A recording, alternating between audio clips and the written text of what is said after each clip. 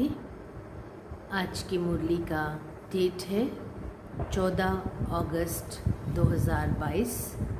Revise date है 13/2/92। बाबा कहते, मीठे बच्चे, अनेक जन्म प्यार संपन्न जीवन बनाने का आधार इस जन्म का परमात्म प्यार है। आज सर्व शक्तियों के सागर और सच्चे स्नेह के सागर दिलाराम बाप दादा अपने अति स्नेही समीप बच्चों से मिलने आए हैं। ये रूहानी स्नेह मिलन व प्यार का मेला विचित्र मिलन है। मिलन मेले सतयुग आदि से लेकर कलयुग अंत तक अनेक हुए हैं, लेकिन यह रूहानी मिलन मेला अब संगम पर ही होता है। बच्चे, ये मिलन रूहानी मिलन है। यह मिलन दिलवाला बाप और सच्चे दिल वाले बच्चों का मिलन है। ये मिलन सर्व अनेक प्रकार के परेशानियों से दूर करने वाला है।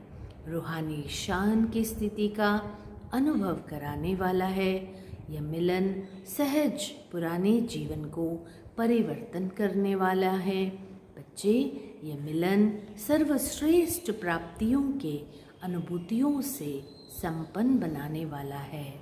ऐसे विचित्र प्यारे मिलन मेले में आप सभी पद्मा पदम भाग्यवान आत्माएं पहुंच गई हो।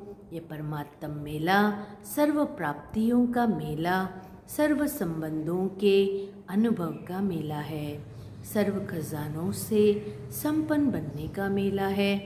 बच्चे, संगम युगी श्रेष्ठ अलौकिक संसार का मेला है। कितना प्यारा है। और इस अनुभूति को अनुभव करने वाले पात्र बनने वाले आप कोटों में कोई में भी कोई परमात्म प्यारी कोटों की कोट आत्माएं इस अनुभूति को ढूंढ रही है और आप मिलन मना रहे हो और सदा परमात्म मिलन मेले में ही रहते हो, क्योंकि आपको बाप प्यारा है और बाप को आप प्यारे हैं। तो प्यारे कहाँ रहते हैं? सदा प्यार के मिलन मेले में रहते हैं। तो सदा मेले में रहते हो या अलग रहते हो? आप और बाप साथ रहते हो तो क्या हो गया? मिलन मेला हो गया ना। बच्चे, कोई पूछे आप कहाँ रहते हो तो फलक से कहेंगे हम सदा परमात्म मिलन मेले में रहते हैं। इसी को ही प्यार कहा जाता है। सच्चा प्यार अर्थात एक दो से, तन से व मन वे अलग नहीं हो, न अलग हो सकते हैं, न कोई कर सकता है। सच्चा प्यार अर्थात एक दो से, तन से व मन वे अलग नहीं हो, न अलग हो सकते हैं, न कोई कर सकता है।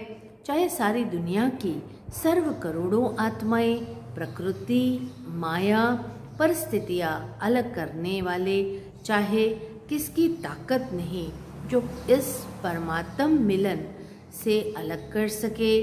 इसको कहा जाता है सच्चा प्यार। प्यार को मिटाने वाले मिट जाए, लेकिन प्यार नहीं मिट सकता। ऐसे पक्के सच्चे प्रेमी होना। आज पक्के प्यार का दिन मना रहे हो ना। ऐसा प्यार अब और एक जन्म में ही मिलता है।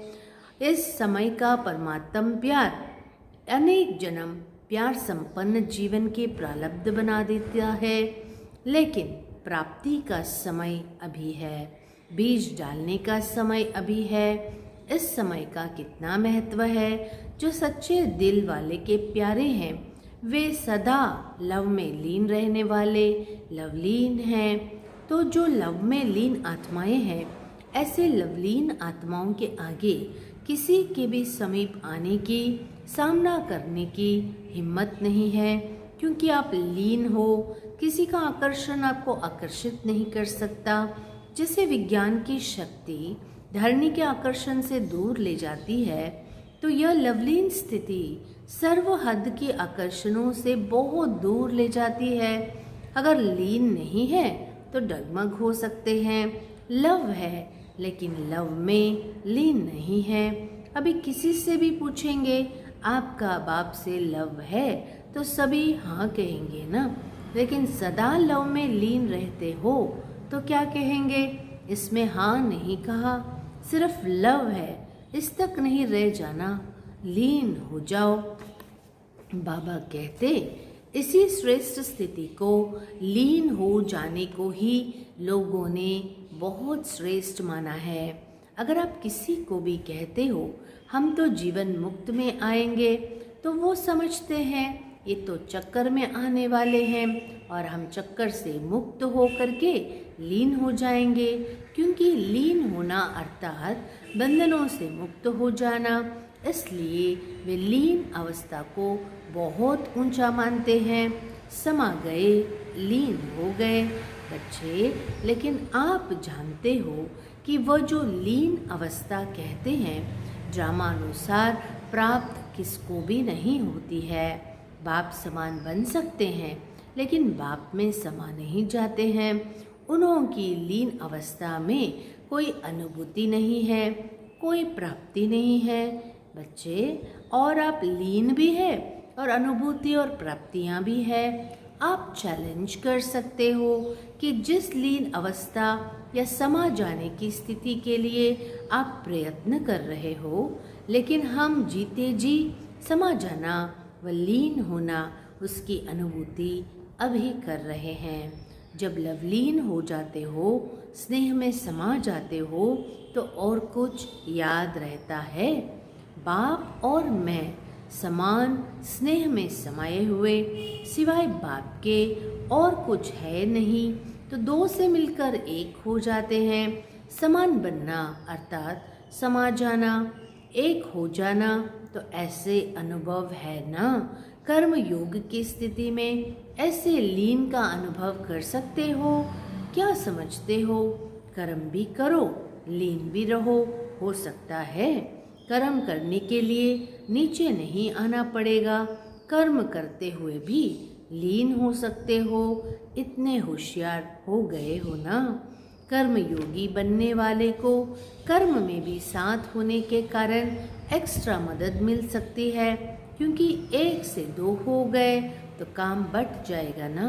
अगर एक काम कोई एक और करे और दूसरा साथी बन जाए, तो वह काम सहज होगा या मुश्किल होगा? हाथ आपके हैं, बाप तो अपने हाथ पाँव नहीं चलाएंगे ना। हाथ आपके हैं, लेकिन मदद बाप की है, तो डबल फोर्स से काम अच्छा होगा ना बच्चे। काम भल कितना भी मुश्किल हो, लेकिन बाप की मदद है तो उमंग, उत्साह, हिम्मत, अथकपन की शक्ति देने वाली है। जिस कार्य में उमंग, उत्साह व अथकपन होता है तो वो काम सफल होगा ना। तो बाप हाथों से काम नहीं करते, लेकिन ये मदद देने का काम करते हैं। तो कर्म योगी जीवन अर्थात डबल फोर्स से कार्य करने का जीवन। आप और बाप, प्यार में कोई मुश्किल व थकावट फील नहीं होती ना। बाबा कहते प्यार अर्थात सब कुछ भूल जाना। कैसे होगा, क्या होगा, ठीक होगा व नहीं होगा, ये सब भूल जाना है। हुआ ही पड़ा है। जहाँ परमात्मा हिम्मत है, कोई आत्मा की हिम्मत नहीं है। तो जहाँ परमात्मा हिम्मत है, मदद है, वहाँ निमित्त बनी आत्मा में हिम्मत आ ही जाती है। और ऐसे साथ का अनुभव करने वाले, मदद के अनुभव करने वाले के सदा संकल्प क्या रहते हैं? नथिंग न्यू, विजय हुई पड़ी है, सफलता है ही है। यह सच्चे प्रेमी की अनुभूति। जब हद के आशिक ये अनुभव करते हैं कि जहाँ है वहाँ तू ही तू है। वह सर्वशक्तिवान नहीं है, लेकिन बाप सर्वशक्तिवान है। साकार शरीरदारी नहीं है, लेकिन जब चाहे जहाँ चाहे सेकंड में पहुँच सकते हैं। ऐसे नहीं समझो कि कर्म योगी जीवन में लवलीन अवस्था नहीं हो सकती, होती है। साथ का अनुभव अर्थात लव का प्रैक्टिकल सबूत साथ है। तो सहज योगी सदा के योगी हो गए ना। लवर अर्थात सदा सहज योगी। इसलिए डायरेक्शन भी दिया है ना कि ये तपस्या वर्ष तो प्राइज लेने के समीप आ रहा है, लेकिन समाप्त नहीं हो रहा है। इसमें अभ्यास के लिए, प्रैक्टिस के लिए सेवा को हल्का किया और तपस्या को ज़्यादा महत्व दिया। लेकिन इस तपस्या वर्ष के संपन्न होने के बाद प्राइज तो ले लेना, लेकिन आगे जो कर्म और योग, सेवा और योग, जो भी बैलेंस की स्थिति बताई हुई है, बैलेंस का अर्थ है समानता, याद, तपस्या और सेवा।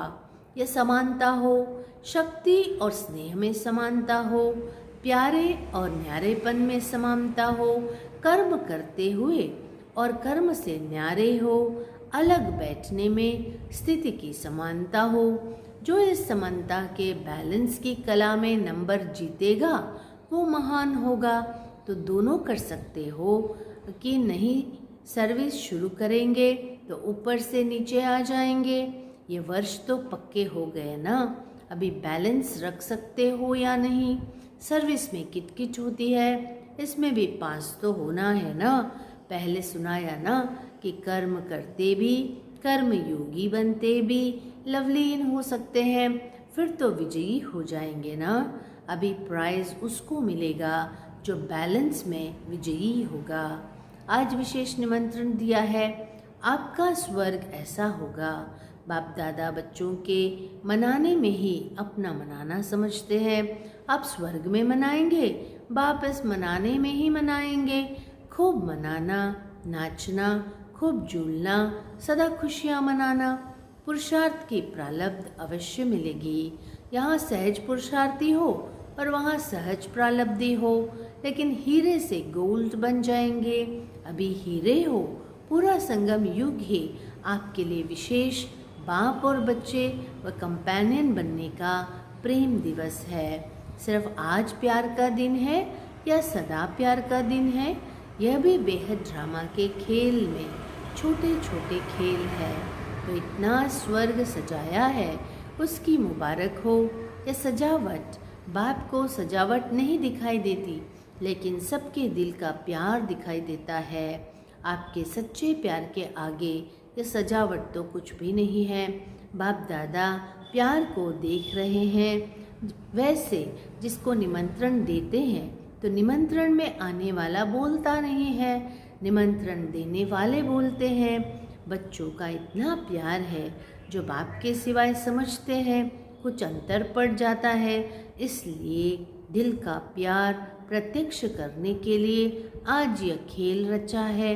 अच्छा, सर्व सदा स्नेह में समाई हुई आत्माओं को, सदा स्नेह के साथ अनुभव करने वाली आत्माओं को, सदा एक बाप दूसरा न कोई, ऐसे समीप समान आत्माओं को, संगम युग के श्रेष्ठ प्रालब्ध स्वर्ग के अधिकारी आत्माओं को, सदा कर्म योगी जीवन की श्रेष्ठ कला के अनुभव करने वाली विशेष आत्माओं को, सदा सर्व हद के आकर्षण से मुक्त लवलीन आत्माओं को, बाप का सर्व संबंधों के स्नेह संपन्न याद प्यार और नमस्ते।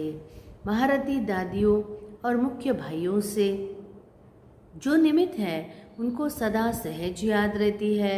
आप सबका भी निमित्त बनी हुई आत्माओं से विशेष प्यार है ना, इसलिए आप सब समाये हुए हो। निमित्त बनी हुई आत्माओं का ड्रामा में पार्ट नोंदा हुआ है। शक्तियाँ भी निमित्त है, पांडव भी निमित्त है।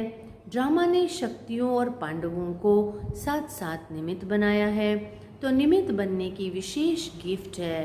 निमित्त का पाठ सदा न्यारा और प्यारा बनाता है।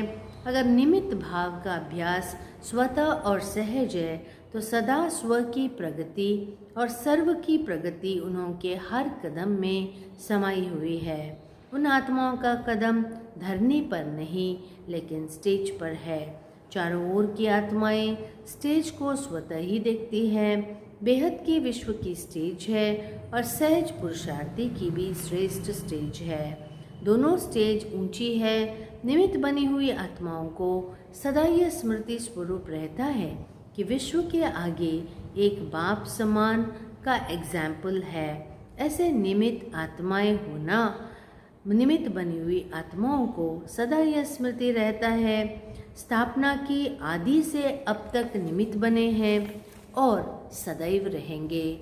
ऐसे है ना, यह भी एक्स्ट्रा लक है, और लक दिल का लव स्वतः बढ़ाता है।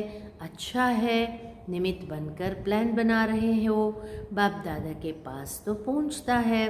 प्रैक्टिकल में स्वयं शक्तिशाली बन, औरों में भी शक्ति भरते, प्रत्यक्षता को समीप लाते चलो। अब मेजॉरिटी आत्माएं इस दुनिया को देख देख थक गई है, नवीनता चाहती है। नवीनता के अनुभव अभी करा सकते हो, जो किया बहुत अच्छा, प्रैक्टिकल में भी बहुत अच्छा होना ही है। देश विदेश के प्लान अच्छे बनाए हैं, ब्रह्मा बाप को प्रत्यक्ष किया, अर्थात बाप दादा को साथ साथ प्रत्यक्ष किया, क्योंकि ब्रह्मा बना ही तब जब बाप ने अपना बनाया।